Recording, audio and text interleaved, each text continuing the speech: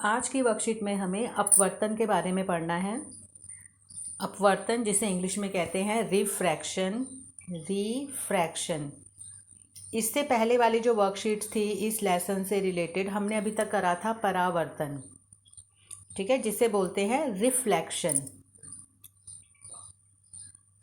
Reflection कहते हैं इसे, परावर्तन को। थोड़ा एक बार हम परावर्तन को दोबारा देख लेते हैं। हमें पता है बेटा, जो लाइट है, जो प्रकाश है, वो एक सरल रेखा में गति करता है, मतलब सीधी रेखा में गति करता है। अभी तक हमने ये देखा था। और जो जहाँ तक परावर्तन का था, जैसे मान लो ये एक प्लेन मिरर है, मतलब समतल दर्पण है। तो हमने देखा परावर्तन में, हमने क्या देखा था, मान लो ये एक प्रकाश की किरण आई। हम एक किरण की बात करेंगे, सिर्फ एक किरण लेंगे। वैसे तो अगर आप देखोगे तो बहुत सारी किरणें आती हैं किसी भी एक सोर्स से, लेकिन हमें अपने स्टडी को इजी बनाने के लिए हम एक सिंगल लाइन का प्रयोग करते हैं, जिसे हम किरण कह देते हैं। तो अगर कोई प्रकाश की किरण किसी प्लेन समतल दर्पण से टकराती है, इसे जो टकरा रही है इसे आपतित किरण कहते हैं, तो वो टकरा कर परावर्तित होकर वापस चली जाती है। अब वो परावर्तित क्यों हुई? हमने तो अभी तक सुना है कि प्रकाश जो है सरल रेखा में गति करता है, तो उसको तो यहाँ जाना चाहिए था। एक सीधी लाइन में गति करता है प्रकाश, तो हम उसकी किरणों को तो सीधा जाना चाहिए था। तो फिर ये यहाँ से ऐसे परावर्तित क्यों हुई?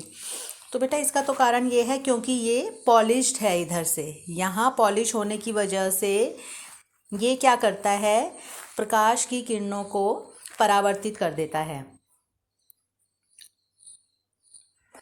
तो जब इसने प्रकाश की किरण को परावर्तित किया, तो हमारा ये आपतित किरण है, ये परावर्तित किरण है। फिर हमने एक अभिलंब बनाया था इस बिंदु पर, जिस बिंदु पर ये किरण गिरी थी इस दर्पण के ऊपर, हमने यहाँ पर एक अभिलंब बना दिया था।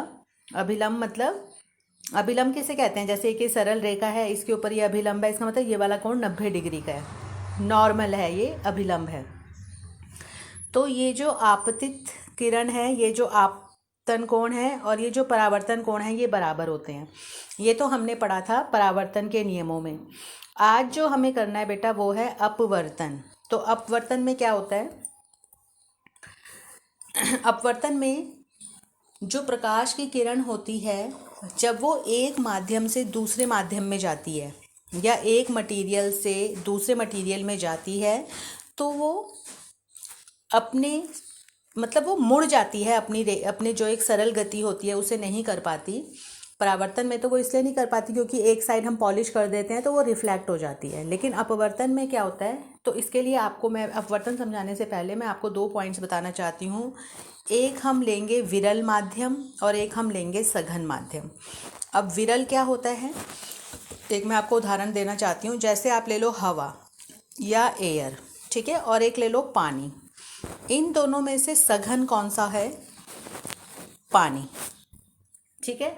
चलो एक और सिंपल उदाहरण लेते हैं। मान लो हम तेल ले लेते हैं, कोई सा भी तेल, और पानी ले लेते हैं। एक तेल ले लिया मैंने और एक पानी ले लिया, दोनों को टच करके देखो। तेल गाढ़ा होता है, पानी बिल्कुल भी गाढ़ा नहीं होता। अब वो तेल है तो उसमें चिपचिपापन भी होगा, तेल गाढ़ा होता है। तो मैं ये आपको एक सिंपल तरीका मैं समझाने के लिए बता रही हूँ कि तेल जो है सघन है और जो पानी है वो विरल है, जब तेल और पानी में कंपैरिजन हुआ। लेकिन मैंने जो आपको अभी बताया हवा और पानी में, तो हवा विरल है और जो पानी है वो सघन है ना। उसका जो घनत्व है पानी का वो हवा से ज़्यादा है। आप इसको एक तरीके से और समझ सकते हो। जैसे अगर हम हवा लेते हैं तो हवा तो गैस है, गैस में जो कण होते हैं वो दूर दूर होते हैं, ठीक है। और अगर हम इसी की जगह पानी का उदाहरण लें तो पानी में जो द्रव होते हैं उनमें जो ये होते हैं, अणु जो होते हैं वो निकट होते हैं, इनमें जगह कम होती है, ठीक है, और इनमें खुली खुली जगह होती है, इनके बीच में अट्रैक्शन कम होता है। तो हम कह सकते हैं कि ये विरल है, ठीक है, और ये सघन है। ये तो मैंने अभी हवा और पानी का लिया। अब जो आपकी किताबों में दिया हुआ है और ये जो आपकी वर्कशीट में दिया हुआ है आज, उसमें हम हवा और कांच, उसका उदाहरण लेंगे। तो आपतन हम समझते हैं होता क्या है। मान लो हमने एक ये कांच की स्लैब ले ली, ठीक है, ये मैं आपके भी वर्कशीट के हिसाब से समझा रही हूँ। यहाँ पर ये हवा है और ये है कांच।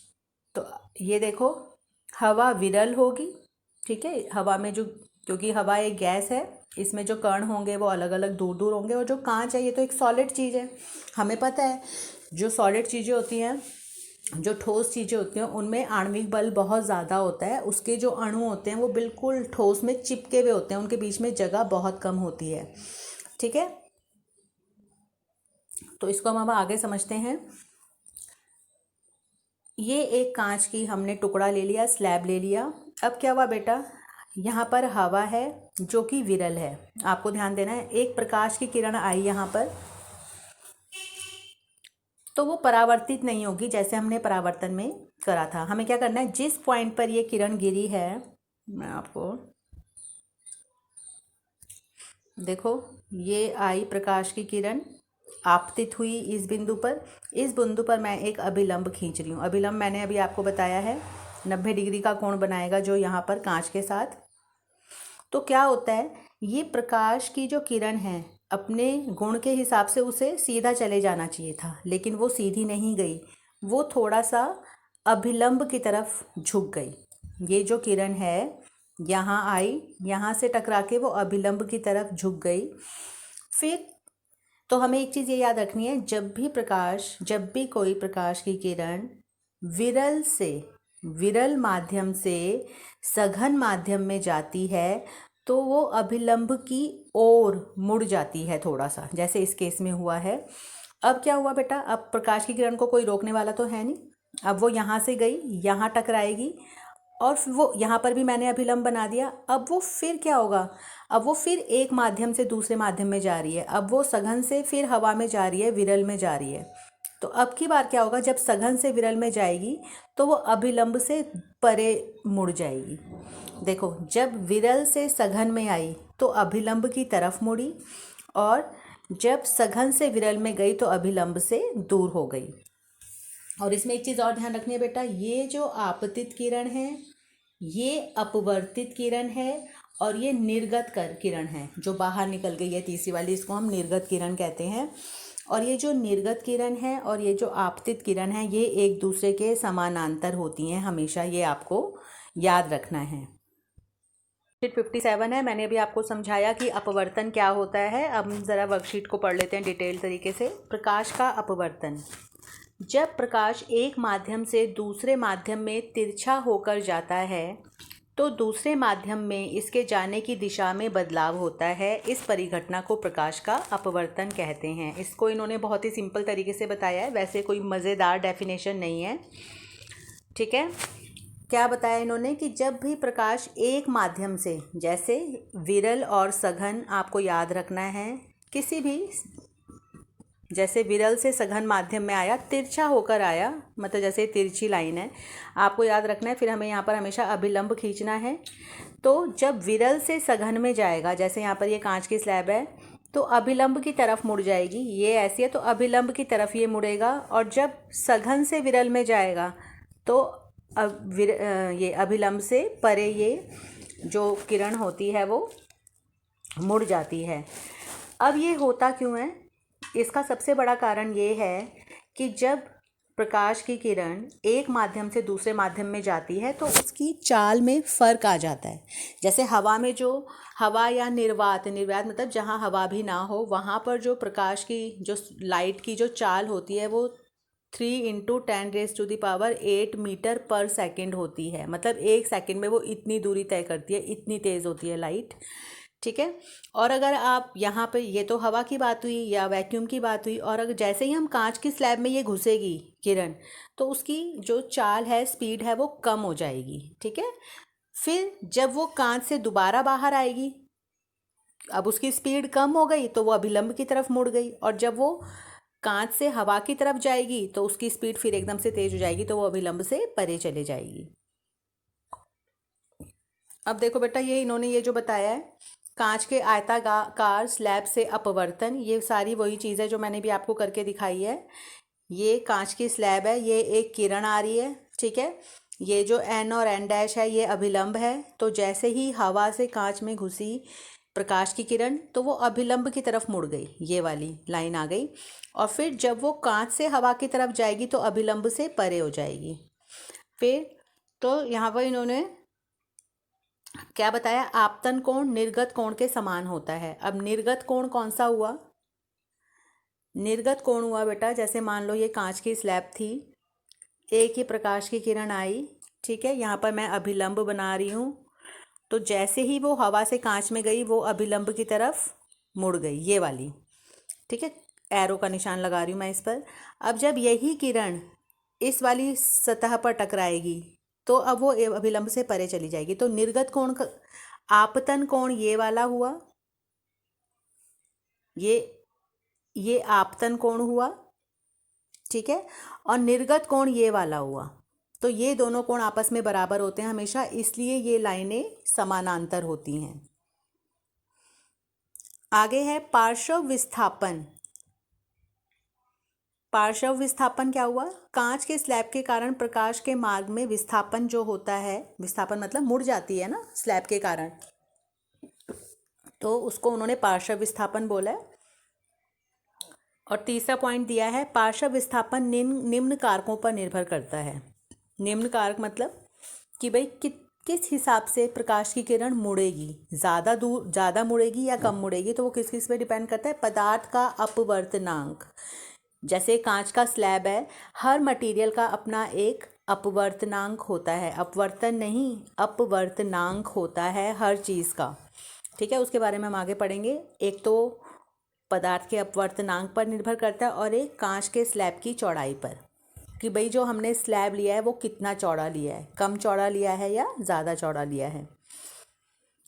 अब यहाँ पर इन्होंने प्रकाश अपवर्तन के नियम दिए हैं। जैसे प्रकाश परावर्तन के नियम थे, ऐसे ही अपवर्तन के भी 2 नियम हैं।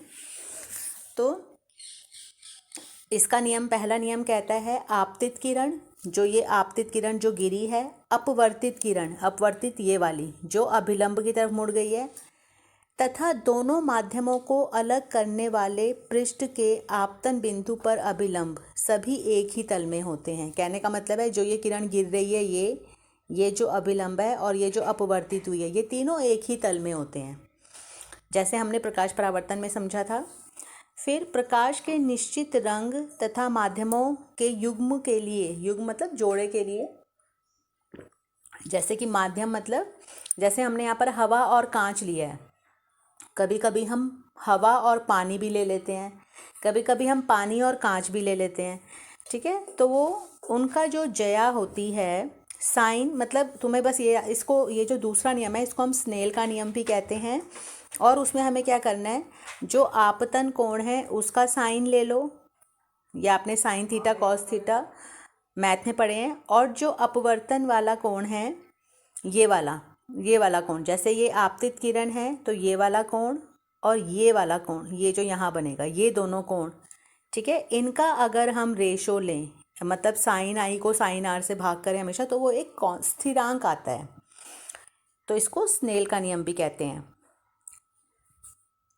अब अपवर्तनांक क्या चीज़ है? अभी हमने पीछे लाइनों में अपवर्तनांक शब्द पढ़ा था, ये वाला, कि जो पार्श्व विस्थापन है, पार्श्व विस्थापन मतलब कि भाई जो प्रकाश की किरण है वो किस हिसाब से मुड़ी, तो वो किस पर डिपेंड करती है? पदार्थ के अपवर्तनांक पर। तो अब हम पढ़ेंगे अपवर्तनांक क्या चीज़ होती है।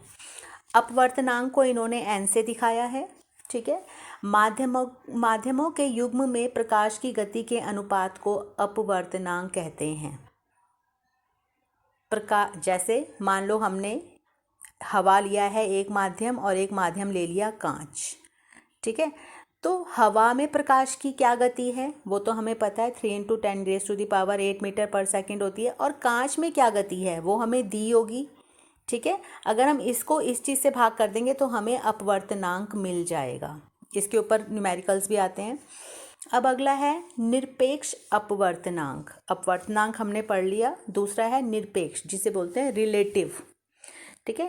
अब इसमें क्या है, यदि माध्यम एक वायु या निर्वात है, मतलब इसमें तो कुछ भी नहीं था, माध्यम एक हवा भी हो सकता था, पानी भी हो सकता था, या वैक्यूम, निर्वात, कुछ भी हो सकता था।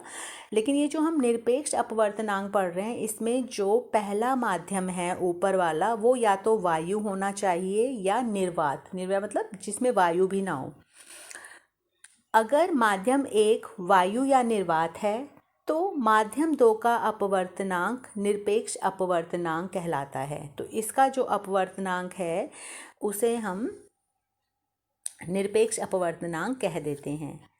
अब अगला पॉइंट है प्रकाशिक सघन माध्यम, जो मैंने अभी आपको बताया था। सघन माध्यम क्या होता है, दिए गए दो माध्यमों में जिसका अपवर्तनांक अधिक होता है उसे प्रकाशिक सघन माध्यम कहते हैं। अब देखो बेटा, अपवर्तनांक जिसका ज़्यादा होगा, मतलब n की वैल्यू जिसकी ज़्यादा होगी वो सघन होगा। ठीक है, जैसे मैंने आपको तेल और पानी का उदाहरण बताया था। और विरल माध्यम क्या होगा, जिसका n कम आएगा। अब n निकालने का सिंपल सा तरीका है, जो आपको माध्यम दिए हुए हैं उनमें अगर आपको प्रकाश की गति पता है तो उनको भाग करके हम n की वैल्यू निकाल सकते हैं। और अगर n की वैल्यू ज़्यादा होगी, मतलब जिस माध्यम में n की वैल्यू ज़्यादा होगी वो सघन होगा, और जिसकी कम होगी वो विरल होगा।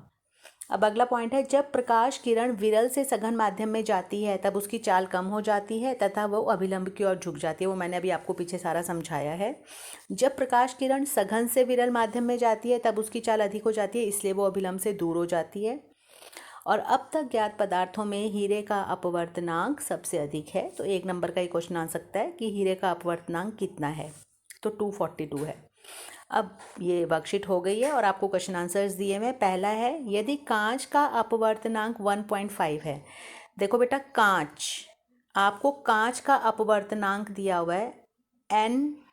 कांच को ग्लास लिख लेते हैं हम, अगर मतलब अपवर्तनांक n है किसका, कांच का, वो 1.5 दिया हुआ है। तो और c दिया हुआ है 3 × 10⁸ मीटर पर सेकेंड। तो ये जो ये दिया हुआ है बेटा, ये प्रकाश की चाल है हवा में या निर्वात में। तो कांच में प्रकाश की चाल बताओ कितनी होगी।